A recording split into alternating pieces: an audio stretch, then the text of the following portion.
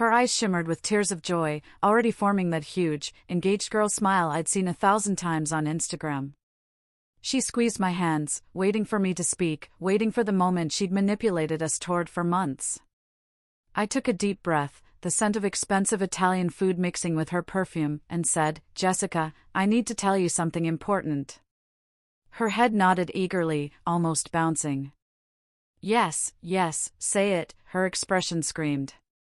And I looked her right in the eyes, across that candlelit table, and said, "I don't want to marry you.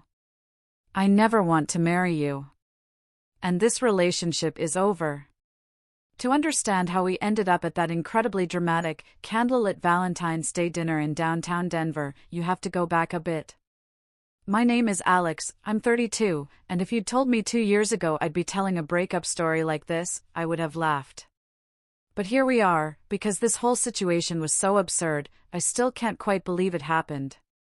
It all started about 2 years ago at my cousin's wedding in downtown Denver. You know, one of those massive affairs with 300 guests, an open bar, and a DJ who thought playing the electric slide 3 times was totally fine. I was near the bar, trying to avoid Aunt Carol's insistent questions about why I was still single, when this absolutely stunning woman walked up and ordered a vodka cranberry. Her name was Jessica Miller. She was 29, a marketing executive for some tech startup, and she had this incredible presence that just made heads turn. We started chatting, she laughed at my terrible jokes about the wedding cake, and by the end of the night, we were dancing to songs we both pretended to hate. It felt like something out of a romantic comedy, genuinely. That first year with Jessica was amazing. We traveled to Austin, San Diego, even flew out to Seattle for a long weekend. We'd stay up late talking about everything from philosophy to our favorite childhood cartoons. The physical chemistry was off the charts. She had this apartment in Cherry Creek with huge windows overlooking the city, and I had my place in Lodi. We didn't live together, but we were together almost every single night. My friends thought she was gorgeous and fun, her friends loved me, and my mom kept dropping hints about grandchildren every Sunday dinner. Everything seemed perfect. Or at least, that's what I kept telling myself, even when the red flags started popping up around the 1-year mark. I look back now and wonder, have you ever been so invested in something that you just ignored the warning signs? The marriage hints started small. Jessica would send me Instagram posts of engagement rings with captions like "just browsing," or she'd point out couples getting engaged at restaurants with this look in her eyes that made me genuinely uncomfortable. Then her best friend got engaged, and suddenly every conversation revolved around weddings. She started buying bridal magazines, leaving them on my coffee table, claiming it was just for fun. I told myself this was normal, we'd been together over a year, she was 29, so of course marriage was on her mind. But it started to feel less like natural relationship progression and more like a calculated campaign. The hints turned into direct conversations. She'd ask when I thought people should get engaged, what kind of wedding I'd want, how many kids I saw myself having. And every time I tried to pump the brakes, to say I wasn't ready to think about that, her mood would completely shift. She'd go from happy and laughing to cold and distant in about 5 seconds flat. Sometimes she'd tear up, saying I didn't take our relationship seriously. Other times, she'd just go silent and leave my apartment without a word. The crazy part? The next day, she'd act like nothing had happened. Text me good morning with heart emojis, suggest dinner, like we hadn't just had a massive fight. I started realizing Jessica had this pattern of emotional instability. She'd blow up, make me feel like the bad guy, then reset everything and expect me to move on without ever resolving the actual issue. Her ex-boyfriend, Ryan, started coming up more frequently around month 15. At first, I thought she was just being honest about her past. But then I noticed she only mentioned him when we were fighting about commitment. She'd say things like, "Ryan wanted to marry me," or "Ryan would have proposed by now." I'd just sit there, wondering why she kept comparing me to a guy she supposedly didn't want anymore. I did some light social media stalking, because I'm only human. And I found out Ryan was this super successful real estate developer who drove a luxury car, wore expensive suits, and still followed Jessica on Instagram, liking most of her posts. The whole thing gave me a sick feeling. It seemed less like she was over him, and more like she was keeping him as a backup plan. Around month 18, things escalated. Jessica started making wedding venue visits. She'd come back gushing about this beautiful barn in Colorado Springs or an elegant ballroom downtown. I felt like I was being pulled into a current I couldn't escape. I tried to have an honest conversation one night at her apartment. I said, "I care about you, but I'm not ready to think about marriage yet." She completely lost it. Crying, yelling that I was wasting her time, that she could be with someone who actually valued her, that her biological clock was ticking, and I was being selfish. I remember sitting on her couch, feeling like the villain in a movie I hadn't auditioned for. When I tried to defend myself, she just cried harder, saying I didn't understand what it was like to be a woman approaching 30. The next morning, she texted me, "I'm sorry. I love you," and suggested brunch like the whole fight never happened. That's when I finally understood, this pattern was never going to change unless something drastic happened. But I loved her, or at least I thought I did. So I kept going, hoping things would get better. Looking back, it was incredibly stupid of me. Then came the night that changed everything. Honestly, I should have seen it coming. Jessica had been extra sweet all week, cooking at my place, being affectionate, not mentioning marriage once. I actually thought maybe we'd turned a corner. It was a cold January night, and we were eating spaghetti she'd made at my dining table. Everything felt comfortable, normal. Then she looked at me with this completely calm expression and said, "I need to tell you something important." My stomach immediately dropped. I knew whatever was coming wasn't good. She put down her fork, looked me dead in the eyes, still eerily calm, and said, "If you don't propose to me by Valentine's Day, I'm going back to Ryan." The whole room went silent, except for the frantic thump of my heartbeat in my ears. I sat there, frozen, trying to process. This wasn't a conversation or a discussion. This was an ultimatum, delivered like she was negotiating a business deal. And the crazy part was how casual she sounded, like she was telling me what she wanted for breakfast. She explained that Ryan had been texting her, that he'd told her breaking up was the biggest mistake of his life, that he was ready to propose whenever she wanted. All this while looking at me like she expected me to panic and immediately pull out a ring. I could see in her face that she thought this was a brilliant strategy, that threatening to leave me for her rich ex would make me realize what I was about to lose and force me to commit. But instead, something completely different happened inside my brain. I looked at her, so confident, so satisfied with herself. And this wave of clarity washed over me, so intense it almost felt physical.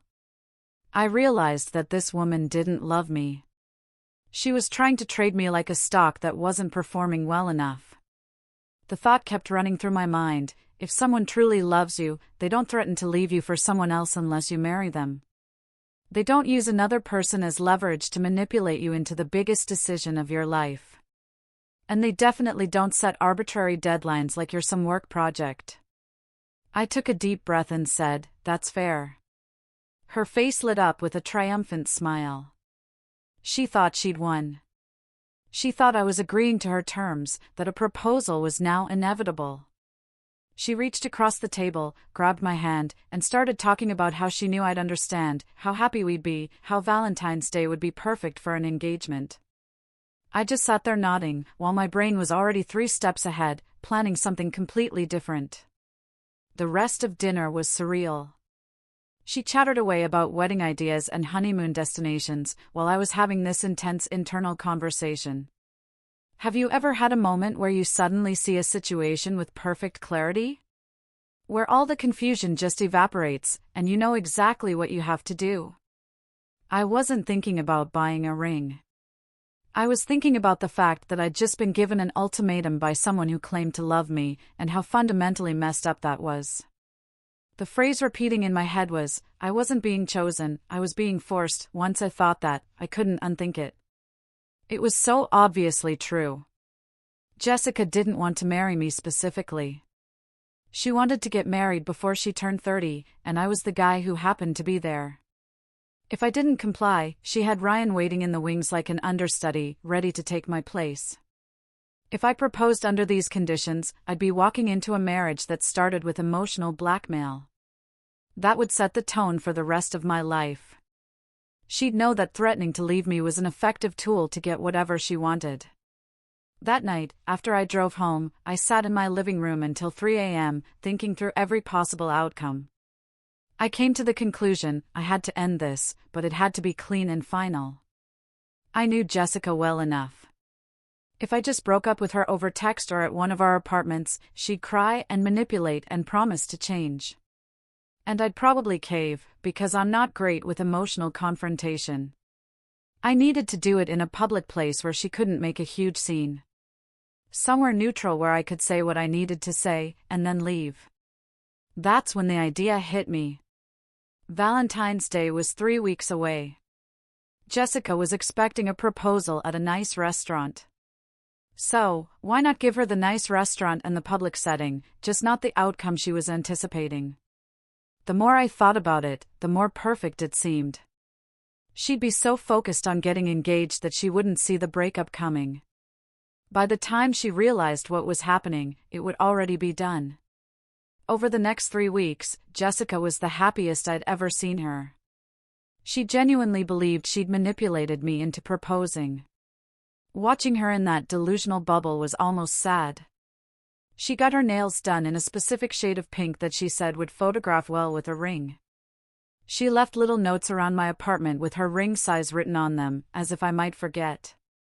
She told all her friends something big was happening on Valentine's Day. She bought a new red dress that cost probably $400. She even made a hair appointment at some fancy salon downtown for the morning of. Meanwhile, I was systematically removing myself from her life in ways she didn't notice because she was too focused on her fantasy engagement.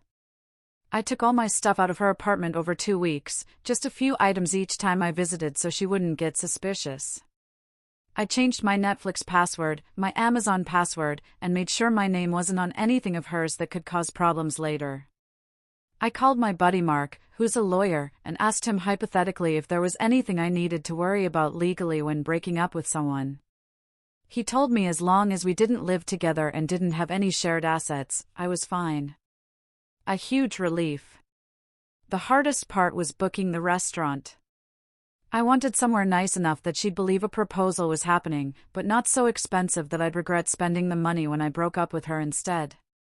I settled on this Italian place called the Crimson Sparrow in Lodo. White tablecloths, dim lighting, known for romantic dinners. When I made the reservation, the host asked if we were celebrating anything special. I said, something like that, which felt darkly funny. I also told my brother Ben what I was planning. I needed someone to know in case Jessica tried to spin some crazy story afterward. He thought I was insane, but also said if I was going to do it, at least make it memorable. I guess I took that to heart. The week before Valentine's Day, Jessica was extra sweet and affectionate, probably to make sure I was still on board. She kept saying she couldn't wait for our special day with this knowing smile that honestly made my skin crawl. She had no idea I'd already mentally ended the relationship. There was something almost peaceful about having made the decision. All the anxiety and pressure just evaporated. Valentine's Day finally arrived. Jessica texted me early, "Today is going to be perfect," with about 15 heart emojis. I just responded with a simple "see you tonight." I didn't want to lie, but I also didn't want to tip her off. She spent the entire day getting ready. Spa, elaborate curls, the red dress, expensive heels. When I picked her up at 6:30, she looked absolutely stunning and completely convinced she was about to get engaged. The drive to the restaurant was torture. She kept talking about how romantic the night was going to be, how she'd always remember this day, how grateful she was that I'd finally come around to her timeline. I just gripped the steering wheel and focused on the road. We pulled up to the Crimson Sparrow. The valet took my car, and as we walked toward the entrance, Jessica grabbed my arm and whispered, "This is perfect." And I thought to myself, *, she's right. It really is perfect. Just not in the way she imagines. The hostess led us to a corner table, probably the most romantic spot in the entire restaurant. Candles flickering, a perfect view of the city lights through the floor-to-ceiling windows. Jessica was practically glowing with anticipation. She kept looking at me with those expectant eyes, like she was waiting for me to drop to one knee right there, before we even ordered drinks. I could see her hands trembling slightly as she picked up the menu, pretending to read it, though I knew she wasn't processing a single word. The waiter came over and took our drink orders. Jessica got champagne, of course. I ordered a beer. I needed something to keep me grounded. When the waiter left, she reached across the table, put her hand on mine, and started talking about how she'd been thinking about this moment for so long, how she knew we were meant to be, how Valentine's Day was her favorite holiday. I just nodded along, mentally rehearsing what I was going to say. Appetizers came out about 15 minutes later. Some fancy bruschetta that Jessica barely touched because she was too nervous and excited. I ate mine slowly, knowing that once these plates were cleared, everything was about to change. I waited until the waiter took away our appetizer plates and promised the main courses would be out in about 10 minutes. That's when I made my move. The timing needed to be perfect. I reached across the table and took both of Jessica's hands in mine. Her eyes immediately filled with tears of joy. She was already starting to smile, that huge engaged girl smile I'd seen 1,000 times on Instagram. I took a deep breath. "Jessica," I said, "I need to tell you something important." She nodded enthusiastically. Yes, yes. Say it. Ask me. I looked her right in the eyes and said, "I don't want to marry you. I never want to marry you. And this relationship is over." I watched her face go through about 5 different emotions in 2 seconds. First, confusion, like she didn't understand the words. Then shock as the meaning sank in. Then disbelief, like surely this was some kind of joke. Then anger as she realized I was completely serious. And finally, this raw devastation that almost made me feel bad, except I remembered why I was doing this. She pulled her hands away from mine like I'd burned her and just stared at me, mouth open. For maybe 10 seconds, she didn't say anything at all. The longest I'd ever seen Jessica go without talking. Then the questions started pouring out in this frantic stream. What do you mean? Is this because of the ultimatum? Is there someone else? I calmly explained that you don't threaten someone with their replacement if you actually love them. I told her that the moment she gave me that ultimatum about Ryan, she'd shown me exactly what I was worth to her.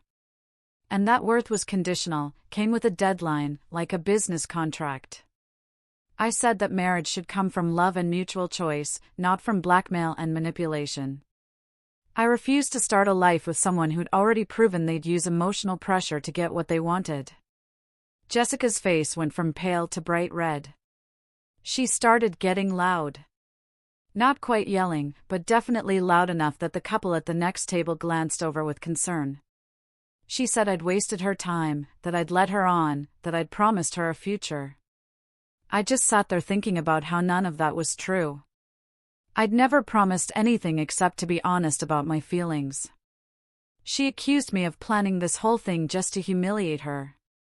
Honestly, she wasn't completely wrong about that, because I definitely could have broken up with her at her apartment. But I also knew doing it publicly meant she couldn't guilt me into staying or manipulate me with tears in the privacy of one of our homes. The waiter approached our table, looking uncomfortable. He could obviously tell something was wrong. He asked if everything was okay. I said we were fine and asked if he could bring out any dessert that might have been ordered ahead of time. Jessica looked at me, confused, because she had no idea what I was talking about. But I had a strong suspicion, based on how confident she'd been, that something special was waiting in the kitchen. The waiter nodded slowly and disappeared, looking relieved to escape the tension. Jessica stood up from the table and said, "You're going to regret this," with a venom in her voice I'd never heard before. She grabbed her purse, her hands shaking as she pulled out her phone. I assumed she was calling an Uber. There was no way she'd sit through dessert with me now. She stood there by the table for what felt like an eternity, probably waiting for her ride. Neither of us said a word, because there was nothing left to say. Then the waiter came back out, carrying a small plate with what looked like a custom chocolate dessert. As he got closer, I could see words written across the top in elegant white frosting. He set it down on the table, and the words, "Say yes," stared up at both of us. The whole situation became so absurd I almost started laughing. Jessica had apparently pre-ordered this dessert weeks ago, probably right after she gave me the ultimatum, assuming I'd proposed during dinner, and this dessert would be the perfect moment to celebrate. The waiter stood there, deeply confused as to why a couple who was clearly breaking up had an engagement dessert. And Jessica's face went from angry to completely mortified as she realized what had just happened. I looked at the dessert, then at her, and said, "Well, that's really something." I could see her trying to decide whether to run out of the restaurant immediately or stay and try to salvage some dignity. She chose to leave. She turned and walked as fast as she could in those expensive heels toward the exit. I sat there alone at the table, with this say yes dessert, and the attention of half the restaurant on me. The waiter came back after a moment and asked if I still wanted the check. I said yes and apologized for the scene. He actually laughed and said he'd seen much worse breakups during his years at the Crimson Sparrow, which made me feel slightly better. The bill came out to $147, which felt like a small price to pay for my freedom. I left a $40 tip. That waiter had definitely earned it dealing with our drama. I drove home in complete silence. No music, no phone calls, just me and my thoughts processing what had just happened. When I got back to my apartment, I felt this overwhelming sense of relief, like I'd just escaped something terrible. Jessica started texting me around 10 p.m. that night. First, angry messages about how I'd humiliated her. Then sad messages about how we could work things out. Then threatening messages about how I'd ruined her life and everyone would know what kind of person I really was. I read the first 10 messages just to make sure there wasn't anything urgent. Then I blocked her number. I was done engaging with the drama and manipulation. I found out later through a mutual friend that Jessica had told everyone I cheated on her, which wasn't true. But most of our mutual friends could see through her version of events because they'd witnessed her behavior patterns over the years. That same friend told me Jessica had gone back to Ryan within a week of our breakup. Which honestly just proved my point about her having a backup plan all along. She didn't need time to grieve or process, she just moved laterally to her next option, exactly like I predicted. The aftermath was quieter than I expected. I braced myself for more drama, but apparently Jessica was too busy with Ryan to keep focusing on me. My life slowly returned to normal over the next few months. I started going out with friends again without worrying about her reactions. I focused on my work. I even went on a few casual dates, though nothing serious. About 6 months later, that same mutual friend reached out and told me something that made the whole experience feel almost poetic. Apparently, Jessica had pulled the exact same ultimatum move on Ryan. She'd given him a deadline to propose, or she'd leave, probably using me, or some other guy, as the threat this time. And here's the kicker, Ryan broke up with her, too. Because nobody wants to be manipulated into marriage, regardless of how much they might care about someone. I never reached out to Jessica again. And I never regretted my decision. Looking back, the only thing I regret is not ending it sooner, when the red flags first started appearing around that 1-year mark. The whole experience taught me something valuable about relationships and self-respect that I wish I'd understood earlier. Someone who truly loves you will never force you to prove it on their timeline, with their conditions. And they definitely won't threaten to replace you if you don't comply with their demands. Walking away from manipulation is always the right choice. Even when it's hard, even when you're invested, even when everyone around you thinks you should just go along with it to keep the peace. There's a difference between compromise in a relationship and surrendering your agency. I'd crossed that line so many times with Jessica that I'd almost forgotten what healthy boundaries looked like. That Valentine's Day dinner cost me $147 and a 2-year relationship. But it bought me something infinitely more valuable. It bought me back my self-respect and my freedom to choose a partner who wants to build a life with me, not someone who wants to force me into one. There's only one thing more expensive than leaving a toxic relationship, and that's staying in one and paying for it with years of your life that you'll never get back. And I'm grateful every day that I chose the cheaper option. Have you ever felt like you were being forced into something instead of genuinely chosen?